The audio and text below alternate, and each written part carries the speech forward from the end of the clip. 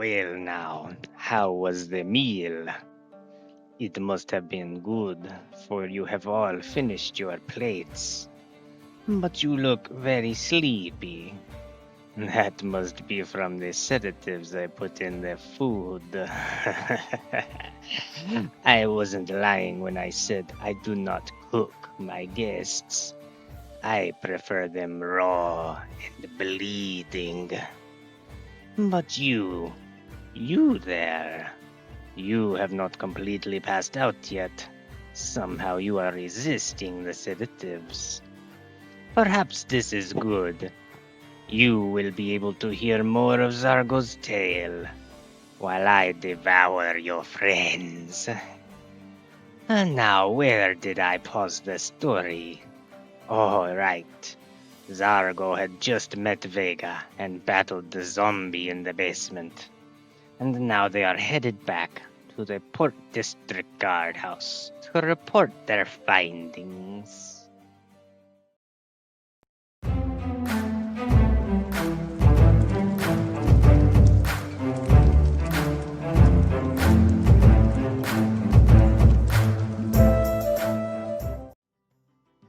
Hello friends and fellow adventurers, welcome back to Rolling Solo RPG. Today is going to be our Session 3 video.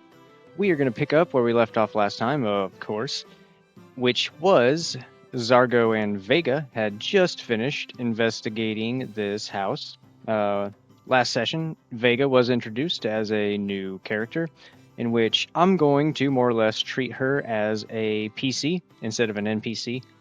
That being said, I'm still going to leave her on the adventure list as a possible role. I'm not going to put Zargo on there since she is the main protagonist of the story. So, and speaking of the adventure lists, we are going to go through and update those real quick just to do a couple things. I'm going to take Ragrim off there, and I'm going to I think I'm just going to add the bard, the elf bard, that we met in our first session, who gave us the tip to come here. So then we have our occupation, we have Vega. Right now our threads are, I just have a family curse as a thread, just to throw something in there, and our investigation, which is currently underway. We have the chief, which we have met. We haven't met really anyone else, but I am going to, just thought, I remembered this, I'm going to add Zargo's parents, because I feel Zargo has a close relationship with her parents. So I feel like that can come up. Parents. There we go. All right. Let's check. Okay, and we did finish investigating the house. So we ended that scene. And I'm going to say that our heroes were in control for the most part of that. Granted, yeah, we didn't find any of the evidence that we were looking for, but overall, they handled that combat flawlessly, and everything seemed to really go. So what that means for our chaos factor is it's going to go down to a 4, which is just going to change some of the percentages of our yes and no's. Nothing major, but that is part of the scene summary and the end of the session bookkeeping, which I'm going to do at the beginning of the sessions, regardless. So I should probably do that at the end, though. I will do that next time. And then I'm going to have the fate chart up here. And another thing, if you kind of notice, if you've seen any of the other videos, I did change up the dice. I brought it in a little bit. That way you can actually see the numbers that I roll. And also I expanded the character sheet, so we got a little bit more information going on the page at once, which I only have Vega up here. I'm going to also get Zargo up here. There we go. Boom. Leave her up as the main. But yeah, so we got the hit points, all that. Okay, cool. Now with all that said, where we left our actual heroes after the great combat, and they closed the doors up, boarded them up. Well, they didn't board them up, but they kind of like put the police tape on them, put a note on it saying, under investigation, temporarily closed, and they are going to head back to the guardhouse to report to the chief on how their investigation is going. And also, I'm thinking Zargo kind of has a question for the chief as to why does she all of a sudden have a partner kind of thing. So, Zargo and Vega set off away from the mortuary, headed to the guardhouse. Let me bring up the map real quick. All right, so down here to the south, I just have the Port District guardhouse. I just labeled that, threw it in somewhere. I figured that was a relatively good spot for it. So they're gonna head south, and while they're going, I believe Zargo and Vega are gonna kind of chit chat a little bit. Now, if you watched my videos on the character creation of Vega, if not, go ahead, go check those out. They give a lot of information about Vega, but Vega's she has an angry side to her, and she's really short and snippy kind of with the way she talks, which wasn't presented in the last video I had because I didn't know anything about Vega in my last video. So I'm going to try to portray that a little bit more. But our hero Zargo, however, is enthusiastic when she talks, and we also rolled assist. I don't know how to throw that in there, but she just likes to help people, I guess. Either way, so Zargo's going to be kind of...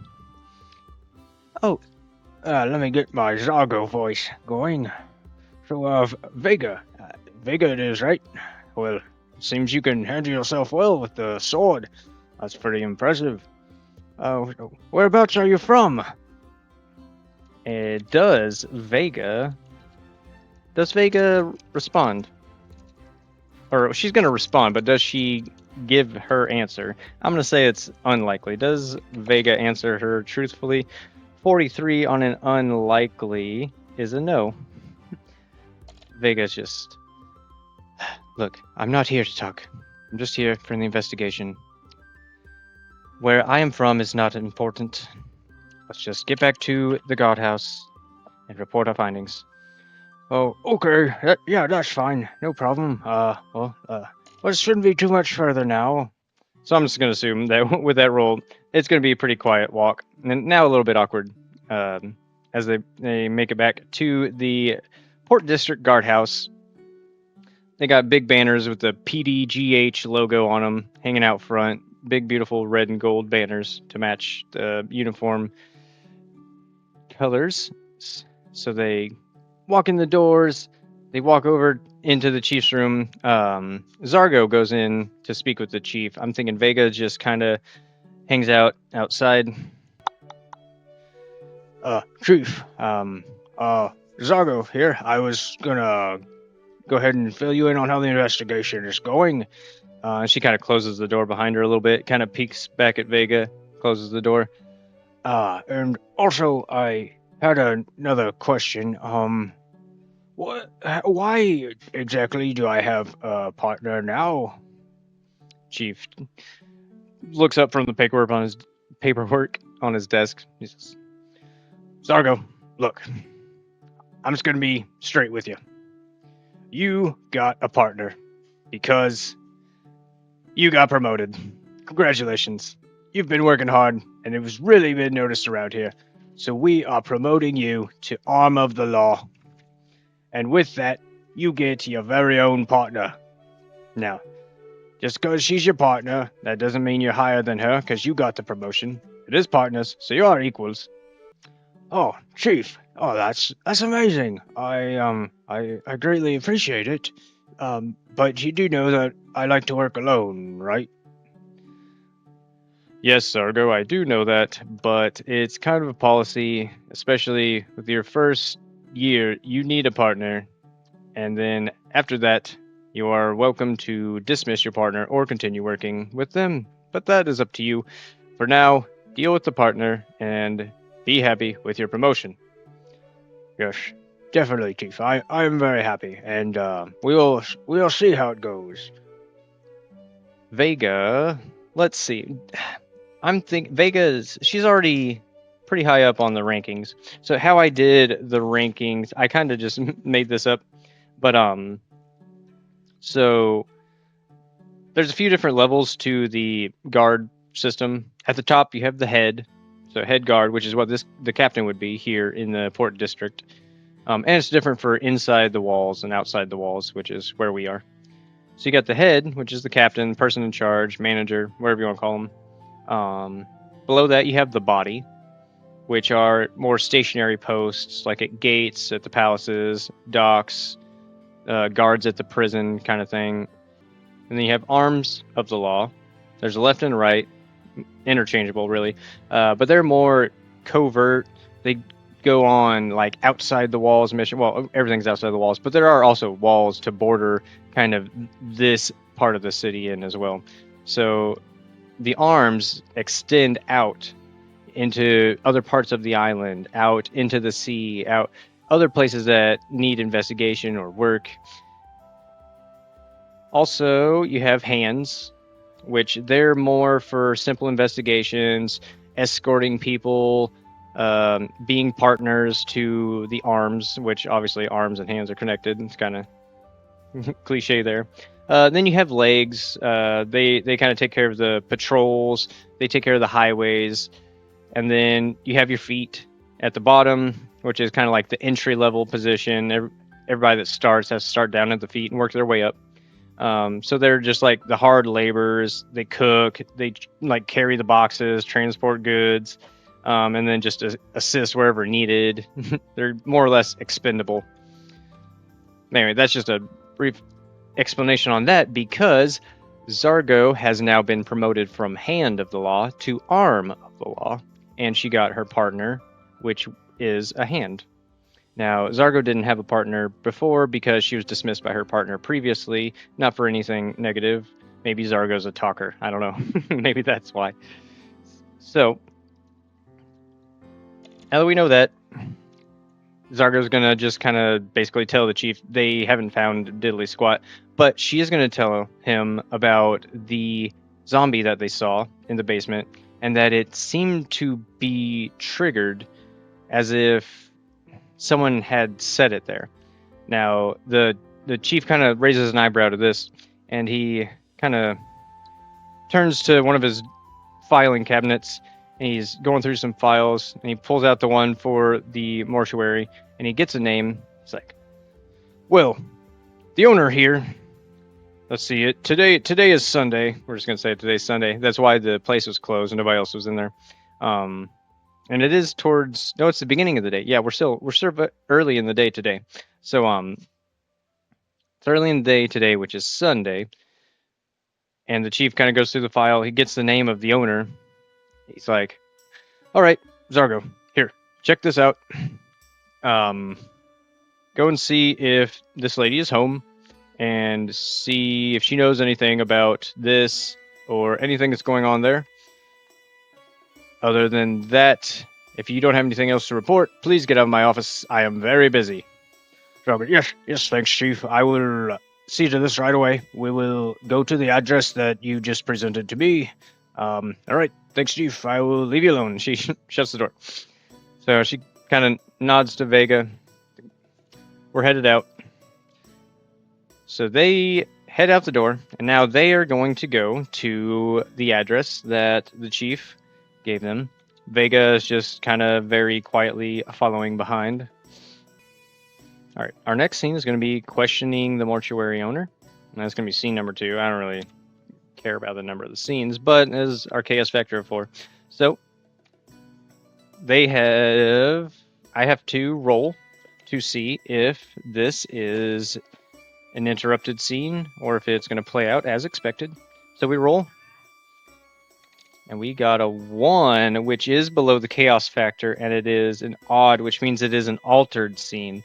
So the scene is going to play out as it was expected, but it's going to be altered somehow. So, okay. So they are going to head to the address, and they're going to knock on the door. Zargo strides up to the door. She gives a good knock. Does anybody answer the door?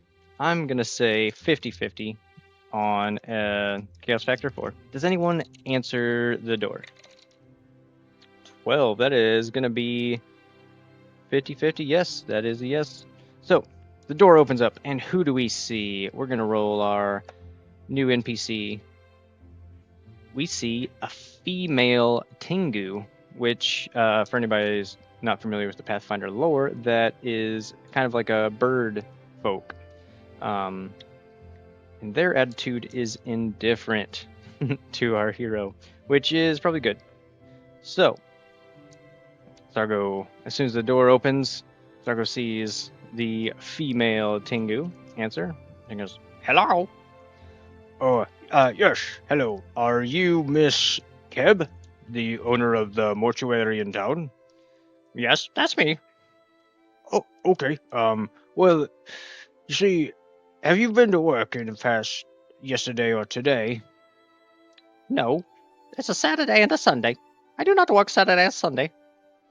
Okay, I had a feeling, but we were at the premises earlier today, and My voice. well, while we were investigating around and looking for the stolen items, because the night before I had a tip that somebody went into your business that was carrying something peculiar. Now, I did not know what, but I did get a search warrant, and we legally searched the place this morning. We did not find any stolen items, but what we did find in the basement was a zombie. A living zombie, which, of course, zombies are living dead. I know this is not a new thing to hear, but for them to be in your mortuary should not have been. Was there any type of zombie that you knew when you left there on Friday evening? No, not at all. No zombies. What? Why were there a zombie? Why were you in? You didn't break anything, did you? No, ma'am. No, we did not break anything. We took care of the zombie, and right now, probably forensics is crime scene. They're probably cleaning it up as we speak. But no need to worry there. We did search the rest of the place, and there were no other zombies.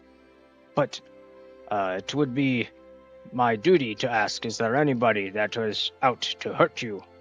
Anybody, any enemies that you were aware of, or anything? All right, so there's the question. Are there any enemies? Does she know of any enemies? I'm going to say 50-50. Does she know of anybody that would be out to hurt her? Ooh, a 50 on the dot. That's going to be a no. So she's... Oh, wait, Chaos Spectrum.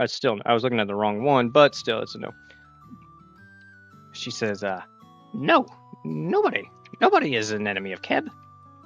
I run my mortuary, and I keep to myself. That is what I do. I should not have any enemies. Okay, I apologize. I wasn't insinuating anything at all. Well, I guess then, I don't know, there's nothing more I have for you. Zargo turns to Vega. She's kind of like, Is there anything you have to add, Vega? Is there any questions that Vega has to add to this?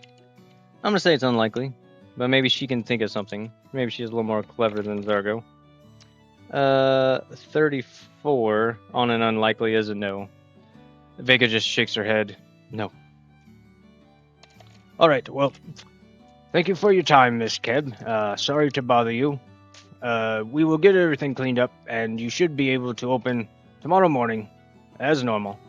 If you do think of anything, or anything else comes up, please reach out to the guards, and we will see to it that it gets taken care of. Thank you. Okay, so as the door closes behind him, Zargo just kind of turns, looks down at the ground. Vega can see that she is kind of distraught. She doesn't know what to do next. Vega sees Zargo kind of looking down at the ground. She rolls her eyes, says, Zargo, how about we go find us a nice tavern or a local restaurant, and we will ask around and inquire if any questionable things going on, and perhaps something will come up of that. Yes, of course, that's what I was just thinking. Thank you, Vega. All right, well, we'll go to the nearest one, to the museum. What is the nearest pub to the museum? Let's roll for a location name. We have the Skull. Yes. I know that there's a small little shanty there, called the Skull. Some ruffians lurk about that part. Surely if anybody knows anything about something in that area, it would be there. We'll just set off. So they go over to the skull. Now, is the skull open? I'm thinking this kind of sounds like more of a nighttime kind of thing, and they're closed during the day. So is the skull currently open? I'm going to say 50-50. Is the skull currently open? 52, they are not. Okay. So they're not currently open for business. But Zargo and Vega are going to go up and knock. This is third door of knocking. Actually, is the door unlocked? We'll say instead of knocking. They kind of check the door anyway. It's a business. Is the door unlocked? I'll say 50-50. On a 35, that's a yes. Just barely, but that's a yes. So the door is unlocked. So Zargo walks up to the door, kind of pushes it in, peeks in. She sees someone behind the counter. They're kind of wiping down the place, setting up glasses. She strolls in. Zargo speaks up. Hey there. I am of the city guard, and I have a few questions for you. Who do we see? We see a female rat folk named Finch. Okay, well, Zargo doesn't know the name yet, but we do. So, we have a female rat folk. She's a little hunched over, but she is friendly. So, we'll play that in. She's a little hunched over. She has gray, bristly fur, long black whiskers, and small black eyes right above her pointy nose. Her tail kind of comes up along her back and kind of curls out backwards. She looks over at Zargo. Hello? We're not open yet. I know. I'm the city guard. I just announced myself. Is this lady hard of hearing? I'm gonna say that's. I'm gonna say it's very likely. Very likely. 37. Yes. Okay. So this lady's. She's an old. You can tell she's an older rat folk. She looks up. Look, we're closed, so just please come back later. Zargo gets closer and speaks up. No, I'm from the city guard. I'm here to ask you a few questions. Oh, well, yes, of course. Why didn't you just say so? Let me just finish wiping this up. And She sets the glasses off to the side. Okay, what is it you need? Have you heard of any strange ongoings here lately? I'm in search of some missing items, stolen from the museum just up the road here. Well, why would I know anything? Does she know of anything?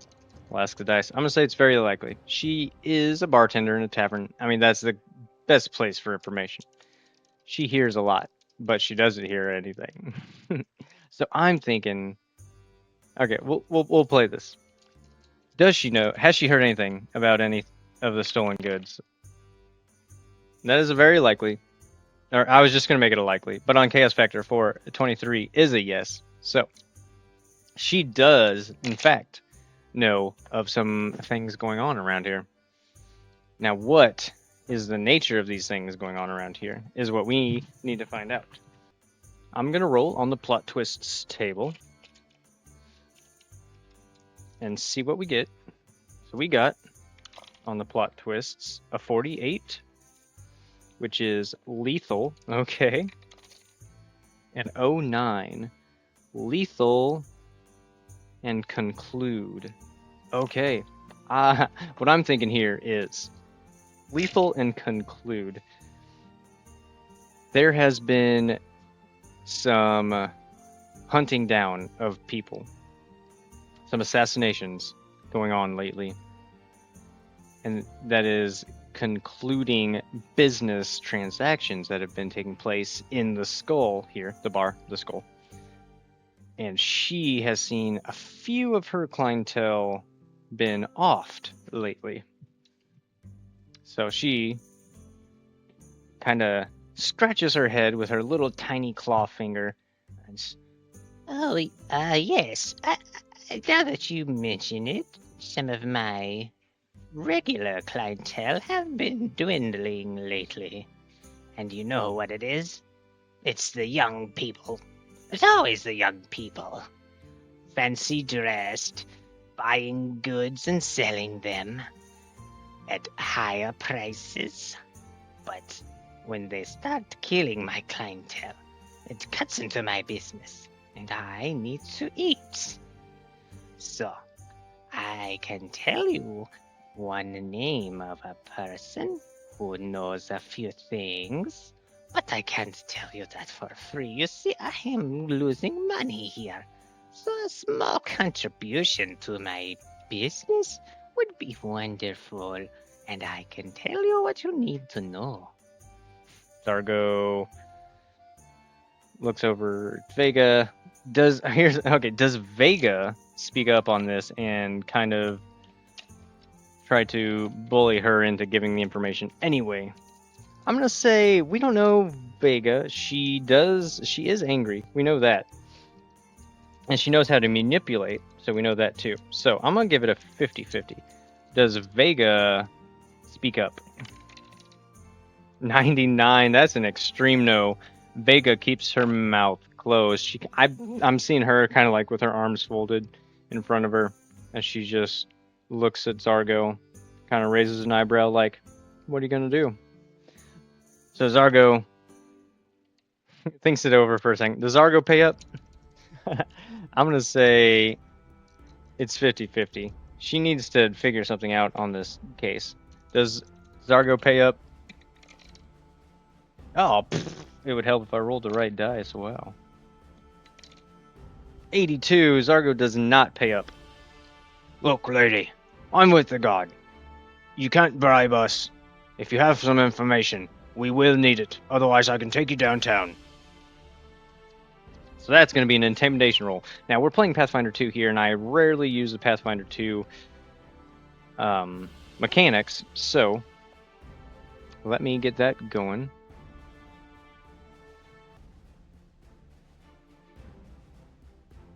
Okay, so Zargo is going to make a diplomacy roll. I don't think that it's really intimidate. She's trying to be intimidated, more or less, while she's trying to be persuaded. So we'll do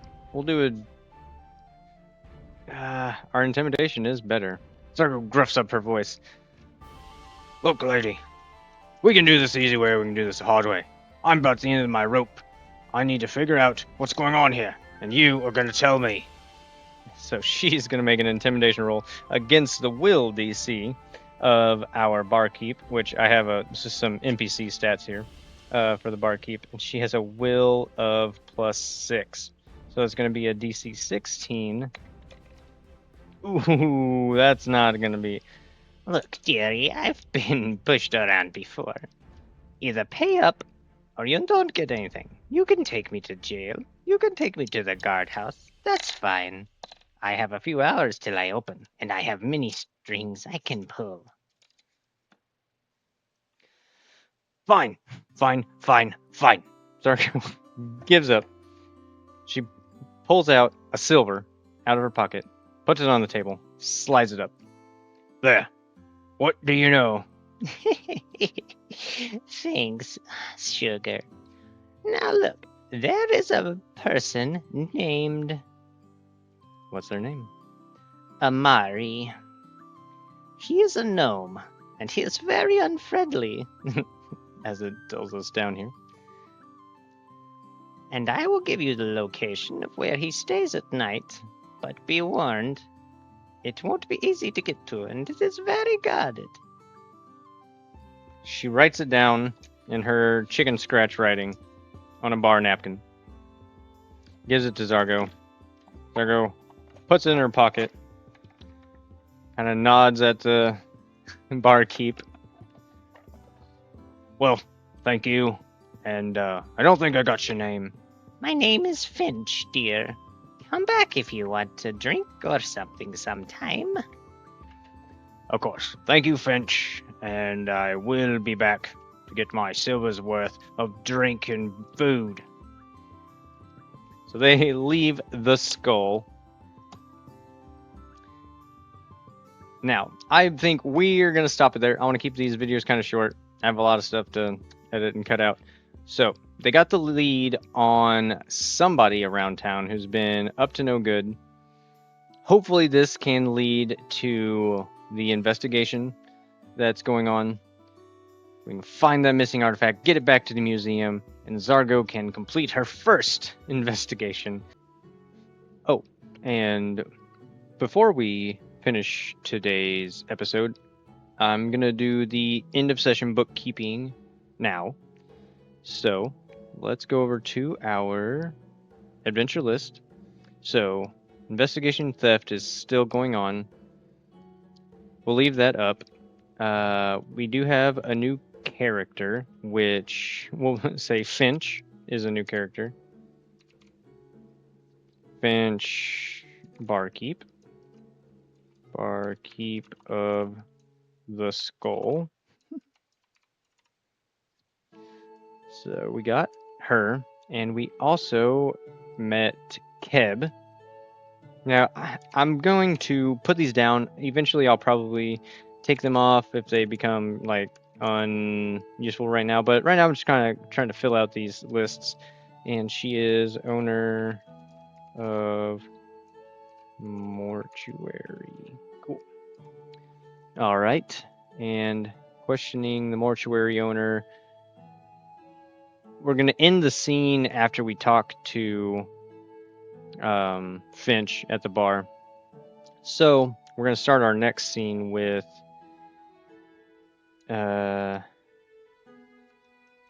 investigating. We're doing a lot of investigating.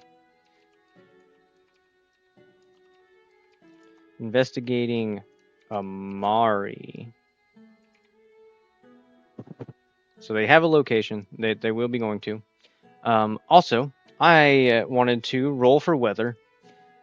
I just have a little weather roll chart that I just kind of made up on my own, so it's nothing fancy, but I just want to know what the weather kind of is. It is more visual of what's going on around. So when we start next time and they step out into... Ooh, that's a 0. Okay, well, on mine, it's going to be heavy storms, heavy rain, heavy thunder. So that's going to be in our next session. And we need to add XP. I'm going to add XP to both of them. I'm going to give both of them 100 XP just for the investigating. They haven't done any combat or anything. So nothing spectacular, but I want to keep the XP going so we can get some levels up. Because leveling up's fun, right? I mean, that's 90%, well, depending on who you are, percentage of the reason why we play RPGs. Of course, that's coming from a video gaming background. So I'll get their XP added and everything. But with all that said and done, I am going to end it there. So thank you guys so much for watching. I will catch you next time. Varger thanks you for your patience and your attendance, and we will see you next time, friends. Goodbye.